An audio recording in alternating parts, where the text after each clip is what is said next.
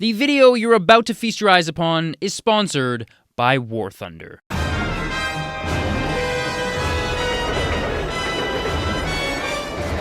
Any more bright ideas? This is the train scene from Spider-Man 2. I got a few. Yeah! It's one of the most iconic sequences in comic book movie history, and it's not hard to see why. Oh my god. Oh my god. So today, we're giving it the full Glaze treatment and discussing what exactly makes this sequence so great. Now, the scene comes at a pivotal point in the film. Doc Ock has just kidnapped MJ, Peter has got his powers back, and he's just grabbed his suit from a very angry J. Jonah Jameson. I want that wall-crawling arachnid prosecuted! I want him strung up by his web! So, where do we begin?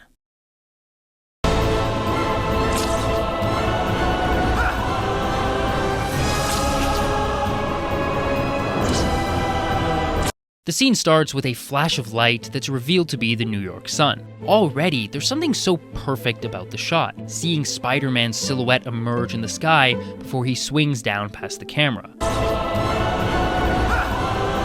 And did you hear that? Right as Peter passes the camera, you can actually hear him grunting.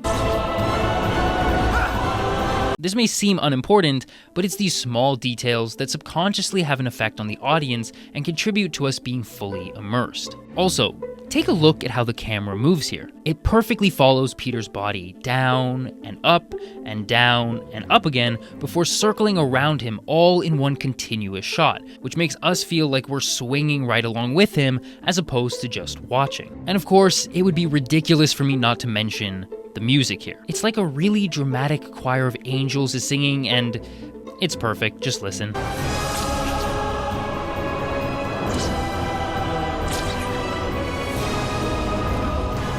And then we get this shot. Oh my god. Yeah. I'm gonna need a new pair of pants. This is just Sam Raimi absolutely flexing. The camera zooms out from Peter and then comes through the glasses of Octavius. Not only is this just ridiculously cool, but it also frames the scene through Doc Ock's eyes, letting us know that he's been watching and waiting for Peter as he swings in, and it lets us transition from Peter to Octavius all in one continuous shot, which allows the scene to feel much more seamless than if it had a traditional cut from one character to the other.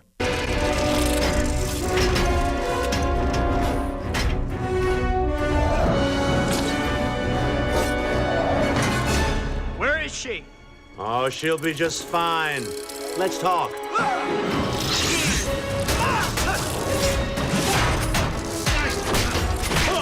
There's just something about the way the fight scenes in Tobey's trilogy have always felt to me.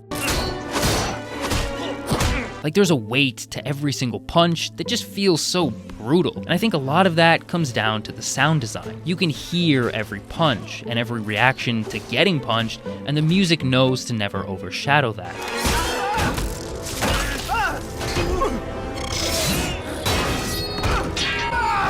Here, Peter gets a chance to show off his cleverness and quick thinking by having the presence of mind to shoot balls of web at Octavius even as he's falling from the building. Now this is key because the webs knock Octavius off balance, which allows for Peter's next move, where he throws the clock hand, to actually be effective.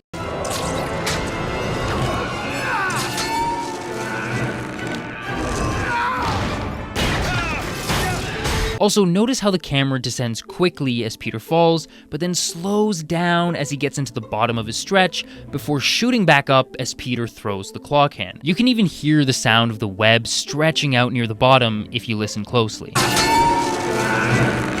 We then get this really cool close-up of Alfred Molina's face shot through one of the spaces in the clock hand. He gets really angry, Peter shows off his athleticism, and then says, "Screw it. If I'm going down, you're coming down with me." Now listen to the music. As they're falling, it completely cuts out, making for one of my favorite moments in the whole scene, where we're left with just the sound of the wind and Doc Ock's metal arms. Now you could have kept the music in here, but cutting it out better emphasizes the height from which they're falling and adds a feeling of weightlessness to their descent.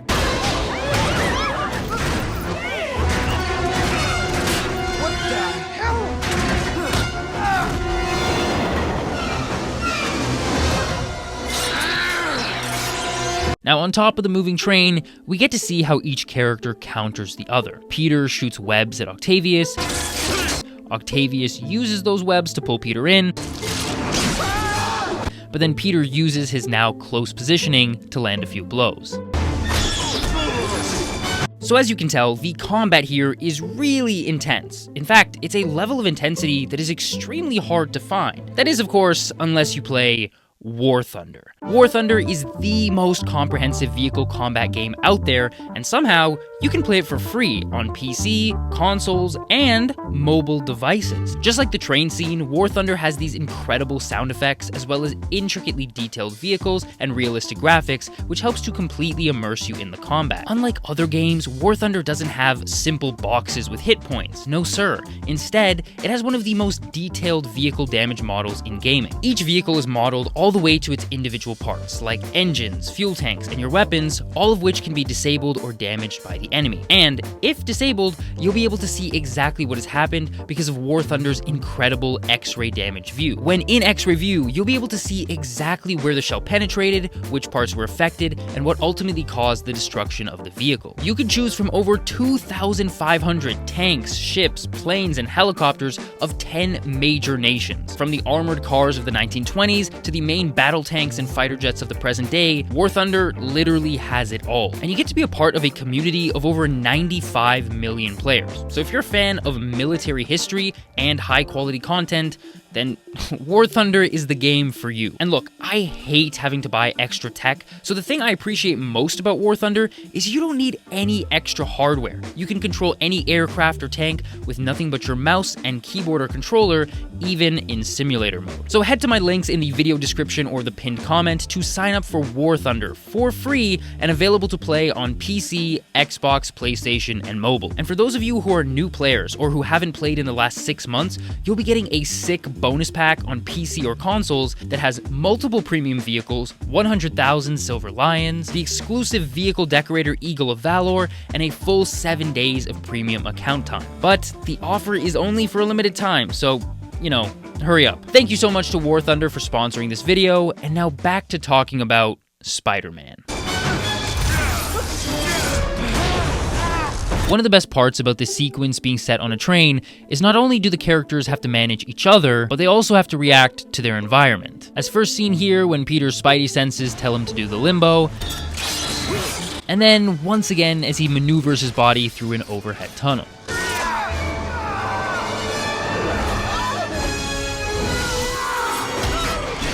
Now at this point, you might have noticed something else pretty interesting about the sequence. The dialogue, or rather, the lack of it. Because ever since Doc Ock said, "Let's talk," way back at the beginning of the scene, neither Peter or Octavius have said a word. In fact, the only line of dialogue in the scene was this guy. What the hell? This shows you just how good the whole sequence is. The action is able to stand on its own, and it's so compelling that you probably don't even notice the lack of dialogue.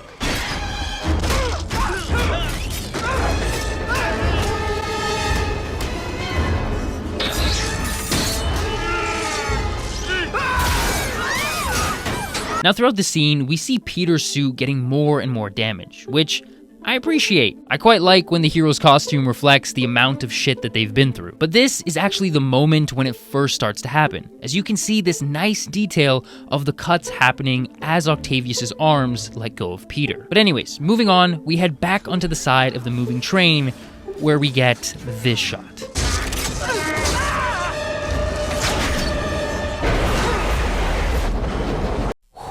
Once again, the scene makes the most out of the dangers of its environment. We see Doc Ock take a very quick glance at the incoming train before skirting away. Here, the camera is positioned behind Peter, putting us in his perspective. Like Peter, we see Doc Ock run away, but we don't know why until the camera turns around just as Peter looks behind him.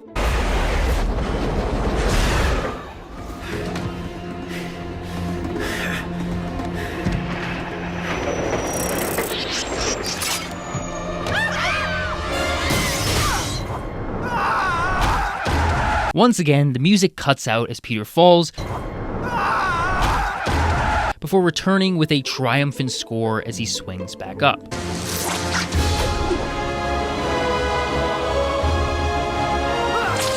The camera, again, puts us in Peter's perspective. It perfectly tracks behind him as he swerves from right to left and stays low to the ground just as he is.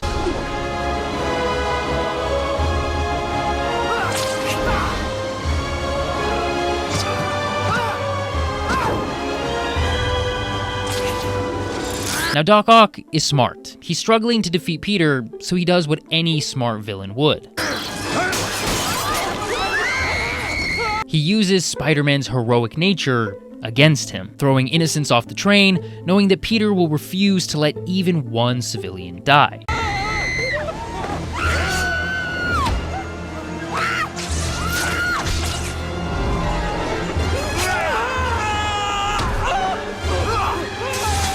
And this is something we don't see enough of in comic book movies anymore. Just heroes trying to limit casualties. It feels like ever since Man of Steel got so much backlash for the amount of casualties that Superman caused in the final fight, it feels like a bunch of comic book films have made it a point to fight in locations where civilians are not around. That's why you have that scene in Age of Ultron of them evacuating people out of the city. In No Way Home, the final fight takes place at the Statue of Liberty, where there'll be no people around. And even this year's Fantastic Four made a point to evacuate the city's residents before the final fight began. But here, the people are part of the challenge for Peter, and when Doc Ock's initial attempts don't work, he decides to take it up a notch.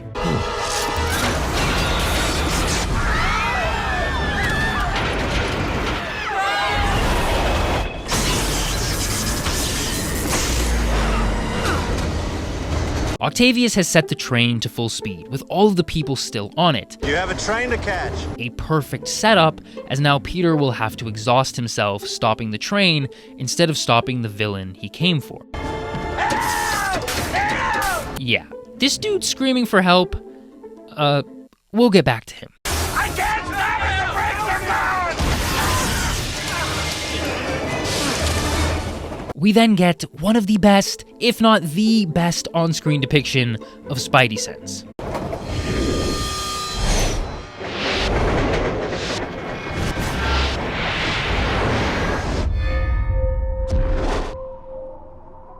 In one shot, it gives the audience a layout of the entire situation so that the stakes are clearly established.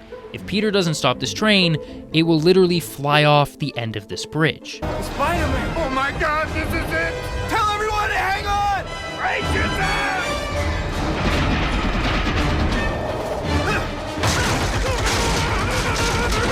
Now, Tobey's face in the scene has been memed to death, but I think that's a testament to how well he commits to this performance. Like, he's not trying to look cool here. He's going full constipation mode, and that really is what sells the scene.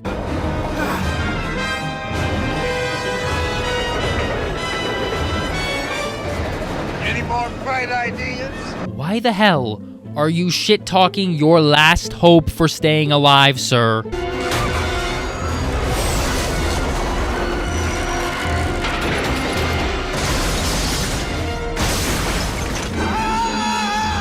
Peter tries webbing the buildings to slow down the train, which doesn't work, but it does two things for the scene. For one, it establishes just how strong Peter and these webs actually are, as it's not the webs that break here, instead, it's the actual buildings that start having chunks getting ripped off from it. And secondly, it shows Peter failing again. He first tried to stop the train using his leg, and now his first attempt with the webs doesn't work either. And this initial struggle is important, because it helps Peter's eventual success at stopping the train feel much more satisfying. The greater the struggle, the greater the victory.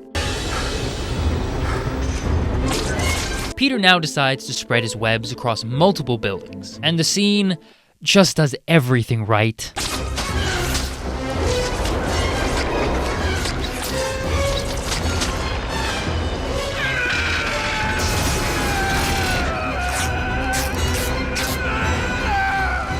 The light bulbs going out, the glass shattering, the train steel caving inwards, Peter's suit ripping, the strain on Tobey's face. It's all just so perfectly designed to make you feel that Peter is truly pushing himself to exhaustion in order to stop this train.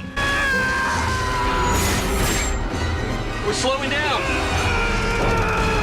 In the final stretch, we hear the music build and build until the train finally crashes and the music cuts out completely.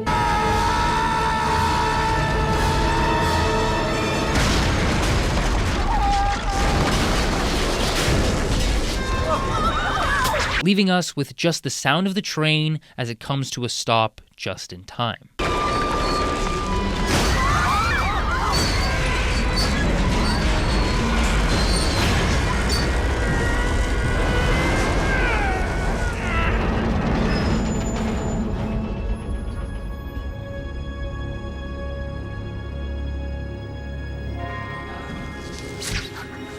Now, we've had lots of large, sweeping shots in the sequence, but Sam Raimi now brings the camera in close to create what is now some of the most iconic imagery in the movie.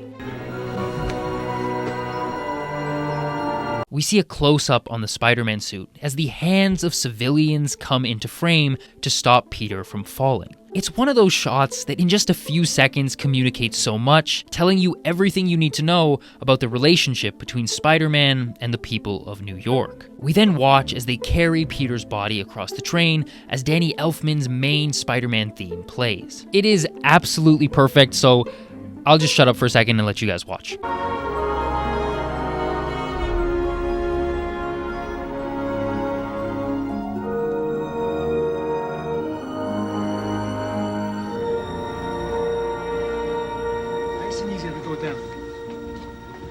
Slower, gently.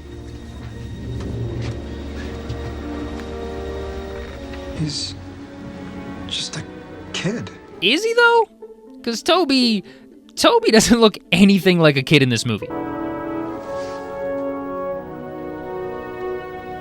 Now, this is a great small detail of Peter only now realizing that his face is exposed, because really, his face has been exposed for a long time in the sequence, but since he was so focused on stopping the train before, he doesn't even realize it till now. We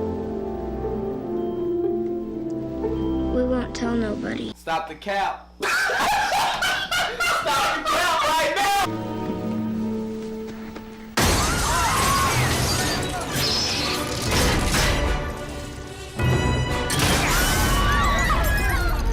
Now, Doc Ock returns with his strategy having perfectly played out. Peter is now exhausted and easy for Octavius to capture, but not before the movie shows us once again the relationship between New York and Spider-Man. He's mine! You want to get to him, you got to go through me. And me. Me too.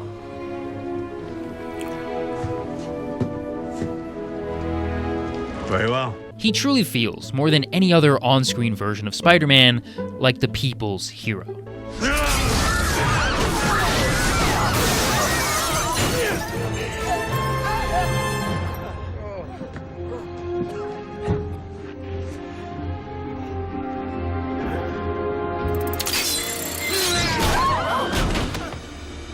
And of course, the scene ends with another sick transition because after all, this is Sam Raimi we're talking about.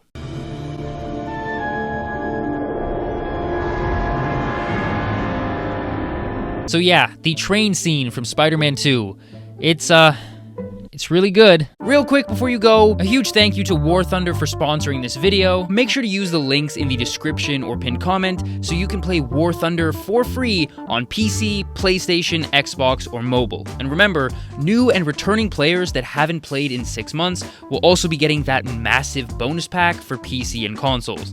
But be quick, because it's only for a limited time. Now, if you guys like this video and you want to see some more, there's more. You can click somewhere on the screen or subscribe to the channel so you don't miss future videos. As always, thank you guys so much for watching, and I will see you in the next one. Bye-bye.